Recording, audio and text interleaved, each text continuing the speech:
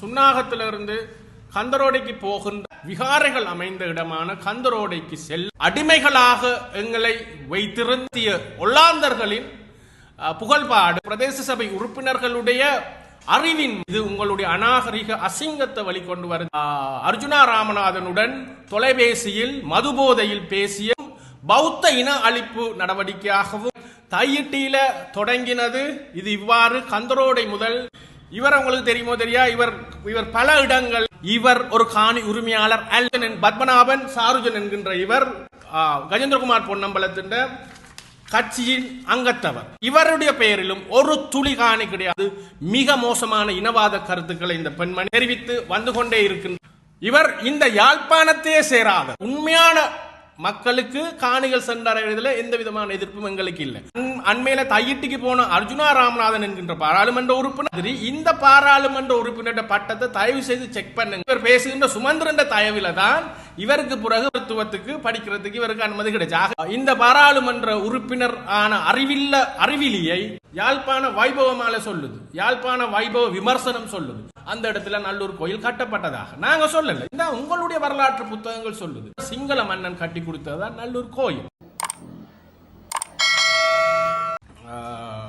ஊடக மாநாட்டு விடயம் என்னென்றால், நேற்று வலிகாமம் தெற்கு பிரதேச சபையால யாழ்ப்பாணம் சுன்னாகத்திலிருந்து கந்தரோடைக்கு போகின்ற கந்தரோடையில் இருக்கின்ற சுமார் 2500 வருடங்கள் பழமை வாய்ந்த முன்னை நாள் அந்த காலத்தில் ஒரு பௌத்த பிரதேசமாக பௌத்த தொல்லியல் தலமாக பல விகாரைகள் அமைந்த இடமான கந்தரோடைக்கு செல்லும் வழியை தெரிவிக்கின்ற பெயர் பலகை நேற்று அகற்றப்பட்டிருக்கின்றது. அதை அகற்றிவிட்டு இந்த நாட்டில் அடிமைகளாக எங்களை வைத்திருந்த காலனித்துவ ஏகாதிபத்திய ஒல்லாந்தர்களின் புகழ்பாடும் பெயர்பலகை ஒன்று நாட்டப்பட்டிருக்கின்றது. ஸோ இந்த செயல்பாட்டிலிருந்து இந்த பிரதேச சபை உறுப்பினர்களுடைய அறிவின்மை மிக தெளிவாக எங்களுக்கு தெரியுது. இந்த பௌத்த விகாரைகள் இருக்கின்ற கந்தரோடை பிரதேசம் ஒரு தொல்லியல் பென்சில்வேனியா எனப்படுகின்ற அமெரிக்க பல்கலைக்கழகத்தால் பௌத்த தலமாக, பௌத்த விகாரைகள் இருந்த இடமாக, பௌத்த ஒரு யுனெஸ்கோவால் அங்கீகரிக்கப்பட்ட ஒரு தொல்லியல் தலமாக, ஒரு பண்டைய வரலாற்று சிறப்புமிக்க ஒரு இடமாகும். இது வெறுமனவே தமிழர்களுக்கு மட்டுமல்ல, ஒட்டுமொத்த இளைஞர்களும் பாதுகாக்க வேண்டிய ஒரு இடமாகும். அவ்வாறான ஒரு இடத்துக்கு செல்கின்றதுக்கு வைக்கப்பட்டிருந்த பெயர் பலகையை அகற்றி ஏகாதிபத்திய காலனித்துவ அடிமை சின்னங்களை ஞாபகப்படுத்துற. அதுதான் நம்ம வரலாறு சொல்லி கொடுக்கிறோம் மக்களுக்கு. வரலாறு சொல்லி கொடுக்கக்குள்ள முதல்ல இந்த நாட்டில் இருக்கிற எமது பெருமைகளை வரலாறாக மக்களுக்கு சொல்லி கொடுக்க வேணும். ஒல்லாந்தர்கள் கொண்டு வந்த அடிமை சட்டங்கள் இந்த நாட்டில் நிறைய இருக்கு. 1707ஆம் ஆண்டு ஒல்லாந்தர்களால் தேசவளமை சட்டத்தின் 8வது சரத்தின் ஊடாக இந்த நாட்டில் பஞ்சமர் என்று சொல்லப்படுகின்ற எங்களை போன்ற மக்களை அடிமைகளாக வைத்திருக்கப்பட்டார். சரியா? அந்த வரலாறு நீங்க சொல்லி கொடுத்திருக்கிறீங்களா? 1707ஆம் ஆண்டுல இருந்து 1844 வரைக்கும் பிரித்தானியர்கள் சர்வதேச ரீதியாக தங்களுடைய காலனித்துவ நாடுகளில் அடிமை முறையை ஒழிப்பதற்கு கொண்டு வரப்பட்ட ஆன்டி ஸ்லேவரி ஆக்ட் ஊடாகத்தான் 137 வருடங்களுக்கு பிறகு நாம் அடிமைகள் இல்லை என்று பிரகடனப்படுத்தப்பட்டோம் சட்ட ரீதியாக. ஆயினும் ஒல்லாந்தர்களுடன் சேர்ந்து இப்படி ஒரு அடிமை சட்டத்தை வடமாகாணத்தின் இந்த நாட்டில் வடமாகாணத்துக்கு மட்டும் பிரயோகிக்கப்பட்ட தேசவளமை சட்டத்தின் ஊடாக, அந்த சட்டத்தில் 8வது சரத்தின் ஊடாக கொண்டு வரப்பட்ட அந்த அடிமை வரலாறு நீங்க சொல்லி கொடுக்குறீங்களா? இல்லை. ஏனென்றால் உங்களுடைய ஆதிக்க சாதி அரசியல் நீங்கள் செய்த இழிவுகளையும் நீங்கள் செய்த குற்றங்களையும் மறைத்து நீங்க வரலாறு சொல்லி கொடுக்க முயற்சி செய்யறீங்க. இது வரலாறு இல்லை, இது உங்களுடைய அநாகரிக அசிங்கத்தை வெளிக்கொண்டு வருது. இந்த பிரதேச சபை உறுப்பினர்கள் அண்மையில் பாராளுமன்ற உறுப்பினர் அர்ஜுனா ராமநாதனுடன் தொலைபேசியில் மதுபோதையில் பேசிய ஆபாச அவதூறுகள், தூசணங்கள், சிறு பிள்ளைகள் பாடசாலை பிள்ளைகள் கேட்க முடியாத கொலை மிரட்டல்கள், ஆபாச அவதூறுகளை நாங்கள் பொது வழியில் கேட்டோம். ஆகவே இவ்வாறான அறிவிலிகளும் பண்பாடற்றவர்களும் பிரதேச சபை உறுப்பினர்களாக கைக்கூலிகளாக தமிழ் தேசியம் என்கின்ற ஒரு போர்வைக்கு பின்னால் ஒளிந்து கொண்டு அரசியல் செய்பவர்கள் தான் இந்த மாதிரியான முட்டாள்தனமான முடிவுகள் இவர்கள் தொடர்ச்சியாக எடுத்துக்கொண்டு வருகின்றார்கள். இது தையிட்டியில் ஆரம்பிக்கப்பட்ட பௌத்த வடமாகாணத்தில் இருக்கின்ற பௌத்த தொல்லியல் சின்னங்கள் மீதான மிக தெளிவான அழிப்பு நடவடிக்கையாகவும் பௌத்த இன அழிப்பு நடவடிக்கையாகவும் பௌத்த கலாச்சார அழிப்பு நடவடிக்கையாகவும் நாம் காண்கின்றோம். இதை வன்மையாக நாங்கள் கண்டிக்கிறோம். தையிட்டியில தொடங்கினது இது இவ்வாறு கந்தரோடை முதல் இப்படியே இது விஸ்தரித்து கொண்டு போகப்படலாம். உங்களுக்கு தெரியும், தையிட்டியில போராடிய தங்களுடைய காணி என்று போராடியவர்கள் இவர் உங்களுக்கு தெரியுமோ தெரியா, இவர் பல இடங்களில் பேட்டிகள் அளித்து கொண்டே வந்திருக்கின்றார். மிக மோசமாக மதங்களுக்கு இடையில் வன்முறையை தூண்டும் விதத்தில் பல அரசியல் கருத்துக்களை தான் ஒரு காணி உரிமையாளர் என்று சொல்லிக் கொண்டிருந்தார். ஆனால் இவர் ஒரு காணி உரிமையாளர் அல்ல. இவருடைய பெயர் பாலசுப்ரமணியம் பாஸ்கரன். சகல ஆவணங்களும் எங்கள்கிட்ட இப்போ உறுதி இருக்குது. இவருடைய பெயர்ல அந்த இடத்துல எதுவிதமான உறுதிகளும் கிடையாது. இவர் இன்னொரு இடத்துல சொல்லி இருக்கிறார், தன்னுடைய மனைவியிட தந்தையிட அதாவது மனைவியிடையும் இல்லை, மனைவியிட தந்தையிட காணி, அந்த காணி தனக்கும் எழுதப்படையில மனைவிக்கும் எழுதப்படையில தன்னுடைய மனைவியிட தமையனுக்கு எழுதப்பட்டது என்று சொல்லி இருக்கிறேன். அப்படியும் ஒரு காணி அங்க இல்லை. நாங்க பார்க்கல இவர் சொல்கின்ற இவருடைய மாமனாரான மருத்துவர் பொன்னம்பலம் என்கின்றவர் என்று நினைக்கிறேன். சரி, எங்கள்கிட்ட இருக்கு உறுதி. அவருடைய பேத்தியாருக்கு எழுதியிருக்கிற ஒரு உறுதி ஒன்று இருக்கு. ஆகவே காணிகள் ஒரு துளி நிலம் கூட இல்லாதவர்கள் தான் தையிட்டியில மத வன்முறையை இந்த நாட்டில் தூண்டுவதற்கு முயற்சி செய்கிறார்கள். இவர் ஒரு ஆள். இரண்டாவது, இந்த நபர் சாருஜன் பத்மநாபன் சாருஜன் என்கின்ற இவர் கஜேந்திரகுமார் பொன்னம்பலத்தின் கட்சியின் அங்கத்தவர், பிரதேச சபை அங்கத்தவர். இவருடைய பெயரிலும் ஒரு துளி காணி கிடையாது, அங்கு ஒரு குழி நிலம் கூட கிடையாது. இவரும் மிக மோசமான வன்முறையை தூண்டுகின்ற கருத்துக்களை தொடர்ச்சியாக வெளிப்படுத்தி வருபவர். இவர் அவருடைய மனைவியான சுகுமாரி சாருஜன் என்பவர், இவருக்கும் ஒரு குழி நிலம் அந்த இடத்துல கிடையாது. மிக மோசமான இனவாத கருத்துக்களை இந்த பெண்மணி தெரிவித்து வந்து கொண்டே இருக்கின்றார் ஊடகங்களையும். அந்த தையிட்டி வரலாற்று சிறப்புமிக்க பௌத்த விகாரிக்கு எதிராகும் 3 பேர். இவர் இந்த யாழ்ப்பாணத்தையே சேராதவர். இவருடைய பெயர் ஜூட் நிமலன். இவர் முல்லைத்தீவில் இருக்கிறார். இவரை நீங்க சகல புரொட்டஸ்டுகளையும் காணலாம். இவர் ஒரு பெய்ட் புரொட்டஸ்டர், அதாவது கூலிக்காக போராட்டங்களுக்கு வந்து செல்பவர். இவருக்கு எந்த தொழிலும் இல்லை. மிக ஆழமாக இவருடைய பின்புலத்தை நாங்கள் ஆராய்ந்து இருக்கின்றோம். இவருக்கு எந்த தொழிலும் இல்லை. நிரந்தரமாக இவர் அடிக்கடி இந்தியா போய் வருவதான தகவல்கள் இருக்குது. அண்மையில் ஐரோப்பிய நாடொன்றுக்கு போய் வந்து இருக்கின்றார். இவருக்கு நிறைய பணம் புழங்குகின்றது. இவரையும் குறித்து விசாரணைகள் ஆரம்பிக்கப்பட வேண்டும். இவ்வாறான நபர்கள் தான் தையிட்டியில வந்து காணி உரிமையாளர்கள் என்று சொல்லிக்கொண்டு போராட்டங்களை இந்த நாட்டில் மதங்களுக்கு இனங்களுக்கு இடையில முருகலையும் இன கலவரங்களையும் தூண்டுகின்ற செயல்பாடுகளில் ஈடுபட்டிருக்கின்றார்கள். நாங்கள் அந்த நிலத்தில் காணி உரிமையாளர்கள் என்கின்ற உண்மையான மக்களுக்கு காணிகள் சென்றடைவதில் எந்த விதமான எதிர்ப்பும் எங்களுக்கு இல்லை. ஆனால் இந்த மாதிரி பொய்யான நபர்கள் நாளைக்கு இந்த காணி உரிமையாளர்கள்ட்ட இருந்து காணியை பறிக்கிறதுக்கு முயற்சிக்கிறதாகத்தான் நாங்கள் கருத வேண்டி இருக்குது. உங்களுக்கு தெரியும், யாழ்ப்பாணத்தில் எந்த போலீஸ் நிலையத்துக்கு நீங்க போனாலும் தாய் பிள்ளைகள், தந்தை பிள்ளைகள், அண்ணன் தம்பிகள், சகோதரர்கள், மாமன் மச்சான் இவர்கள் தான் காணிகளுக்காக பாரிய சட்ட போராட்டங்களை முன்னெடுக்கிறத காணலாம். பல கொலைகளை காணலாம், வன்முறைகளை காணலாம்.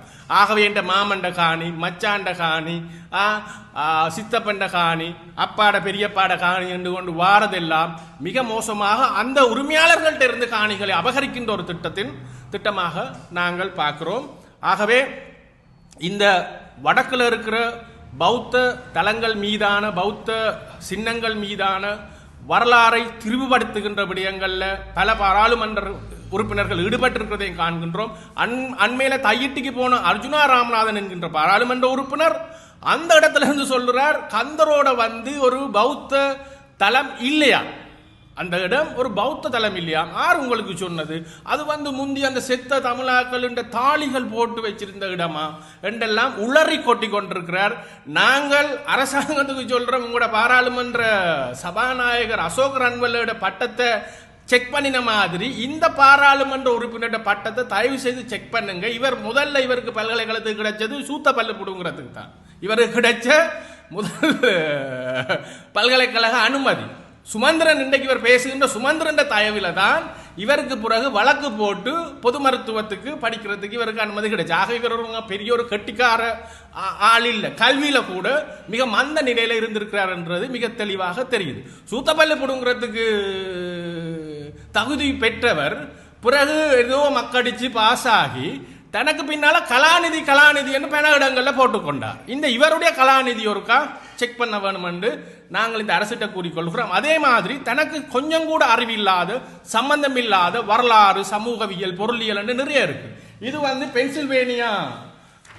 பென்சில்வேனியா அமெரிக்க பல்கலைக்கழகம் வெளியிட்ட அறிக்கையிட சுருக்கம். கிறிஸ்துவுக்கு முன் 200 ஆண்டுகளுக்கு முன்னுக்கு இது ஒரு வணக்கஸ்தலமாக, ஒரு பௌத்த கிராமமாக, ஒரு பௌத்த சைட்டாக அந்த அமெரிக்க பல்கலைக்கழகத்தின் ஆய்வுகளூடாக நிரூபிக்கப்பட்டிருக்கு. வரலாற்று ஆசிரியர் இந்திரபாலா அதுல கண்காணிப்பாளராக இருந்திருக்கின்றார். அவர் எழுதிய புத்தகங்கள் இருக்குது. ஸோ இந்த பாராளுமன்ற உறுப்பினர் ஆன அறிவிலியை தயவு கூர்ந்து வரலாறுகளை படிச்சுட்டு முந்தி இப்படி தான் தரப்படுத்தல் தொடர்பாக பார்லிமெண்ட்ல நிறைய விஷயங்கள் இவர் தகவல் தெரியாமல், படிப்பில்லாமல், வாசிப்பில்லாமல், ஆய்வில்லாமல் பேசுறது கண்கூடாக இருக்கின்றது. நல்லூர் கோயில் அமைந்திருக்கின்ற இடம் இஸ்லாமிய மக்களுக்கு சொந்தமானது என்று நாங்க சொல்லல. யாழ்ப்பாண வைபவமால சொல்லுது, யாழ்ப்பாண வைபவ விமர்சனம் சொல்லுது, யாழ்ப்பாண வைபவ கௌமுதி சொல்லுது, யாழ்ப்பாண சரித்திரம் சொல்லுது. சரி, இஸ்லாமிய மக்கள் அங்கிருந்து விரட்டப்பட்டு பண்டிரச்சி அவர்களுடைய கிணறுகளில் போடப்பட்ட பின்னர் தான் அந்த இடத்துல நல்லூர் கோயில் கட்டப்பட்டதாக நாங்க சொல்லல. இந்த உங்களுடைய வரலாற்று புத்தகங்கள் சொல்லுது. இந்த நல்லூர் கோயிலை, 3வது நல்லூர் கோயிலை கட்டி கொடுத்தது ஸ்ரீ சங்கபோதி புவனேகு பாகு என்கின்ற சிங்கள அரசன். சரியா? அது நாங்க சொல்லல, இந்த புத்தகங்கள் சொல்லுது. சரியா? செம்பக பெருமாள் என்று தமிழில் அழைக்கப்பட்ட ஸ்ரீ சங்கபோதி புவனேக பாகு என்கின்ற சிங்கள மன்னன் கட்டி கொடுத்ததுதான் நல்லூர் கோயில். இது நல்லூர் கோயில் தொடர்பான சகல ஆவணங்களையும் பதியப்பட்டிருக்குது. ஆகவே இங்கு என்னண்டா ஒரு சமூகம் தற்குறித்தனமாக படிப்பறிவு இல்லாமல் இருக்குது. அந்த சமூகம் இவ்வாறானவர்களை படித்தவர்கள் என்று நம்பிக்கொண்டு இவர்கள் சொல்கின்ற பொய்களை நம்புது. அந்த சமூகத்துக்கு இன்னும் எழுத வாசிக்க தெரியாத மிக பாரிய அளவு இளைஞர்கள், யுவதிகள் இங்கு இருக்கின்றார்கள். என்னுடைய முகநூலில் நான் சில தொலைபேசி குரல் பதிவுகளை வெளியிட்டு கொண்டு வரேன். அதுல பெரும்பாலும் புலிகளை ஆதரித்தவர்களும் புலிகள் இயக்கத்தில் இருந்தவர்களும் இவ்வாறான எழுத வாசிக்க தெரியாதவர்கள் என்பது எண்ணற்ற அவர்கள் பேசுகின்ற சகல குரல் பதிவுகளும் இருக்கு. நாங்கள் பள்ளிக்கூடமே போகல, எங்களுக்கு எழுத வாசிக்க தெரியல. அப்ப எழுத வாசிக்க தெரியாத ஒரு நபர் எவ்வாறு இந்த வரலாறுகளை தெரிந்து கொள்வது? அவர்கள் தெரிந்து கொள்வது இவ்வாறான படித்தவர்கள் என்று சொல்லப்படுகின்ற பாராளுமன்ற உறுப்பினர்களும் வைத்தியர்கள் என்று தங்களை சொல்றார்களும் கலாநிதிகள் என்று சொல்றார்களும் சொல்றதைத்தான் அந்த மக்கள் நம்புகின்றார்கள். ஆகவே அவ்வாறு நம்புகின்ற மக்கள் இருக்கிற இடத்துல எங்களுடைய சொற்கள், ஒவ்வொரு சொற்களும் பொறுப்பு வாய்ந்ததா இருக்கணும், ஆதாரங்களோடு இருக்கணும். நாங்க வாசித்து ஆய்வு செய்ததன் அடிப்படையில் பேச வேண்டும். My word is my honour, my word is me.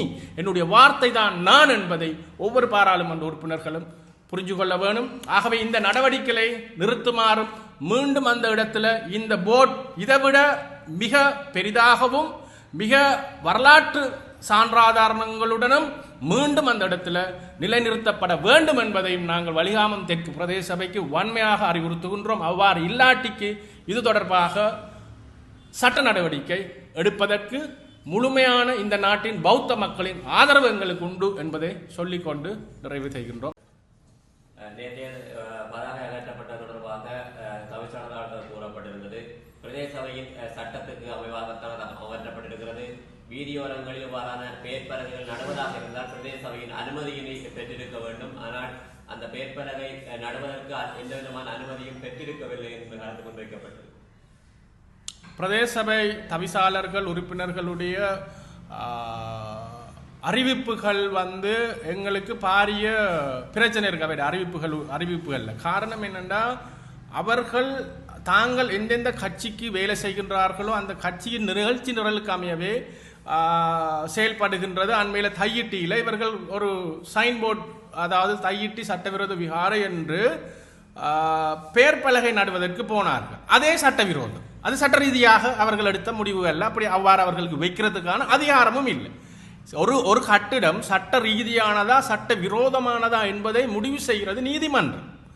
இவர்கள் என்ன செஞ்சிருக்கோம், நீதிமன்றத்துக்கு கொண்டு போய் அந்த வழக்கை போட்டிருக்கோம். நீதிமன்றம் சொன்ன பிறகு கொண்டு வந்து அப்படியும் போட் வைக்கிறல்ல யாரும். இங்கே எவ்வளவோ சட்டவிரோதமாக பிடிக்கப்பட்ட ஆக்கிரமிக்கப்பட்ட இதுகள் இருக்கு, அங்கெல்லாம் யாரும் கொண்டு போய் போட் வைக்கிறல்ல. ஆகவே இவர்கள் ஒரு புதிய நடைமுறையை உருவாக்குகின்றார்கள். இவர்கள் பல தீர்மானங்கள் கொண்டு வந்திருக்கின்றார்கள். இவர்களுடைய எந்த தீர்மானத்துக்கும் சட்ட வலு இல்லை என்பதை ஆளுநரை ஒரு இடத்துல சொல்லி இருக்கின்றார். ஆகவே இவர்களுடைய அறிவிப்புகளில் உண்மைத்தன்மை இருப்பதாக நாங்கள் நம்பல. நாங்கள் RTI ஆக்டுக்கு கீழே, ரைட் டு இன்ஃபர்மேஷன் ஆக்டுக்கு கீழே விண்ணப்பித்திருக்கின்றோம். இந்த பெயர் பலகை உண்மையிலேயே அனுமதி அற்று வைக்கப்பட்டதா, அனுமதியுடன் வைக்கப்பட்டதா, இதை அங்கிருந்து அகற்றுவதற்கான காரணம் என்ன, ஒல்லாந்தர்களுடைய காலனித்துவ ஆட்சியாளர்களின் அடிமை முறையை விஸ்தரிக்கின்ற மற்றைய பலகை வைக்கப்பட்டதுக்கான என்ன சட்ட வேலு அதுக்கு இருக்கின்றது என்பது கோரியிருக்கின்றோம். நான் நினைக்கிறேன் 14 நாட்களில் அந்த ஆவணம் எமக்கு கைக்கு கிடைக்கும். கைக்கு கிடைத்த பிறகு நாங்கள் பொதுமக்களுக்கு அறிவிப்போம்.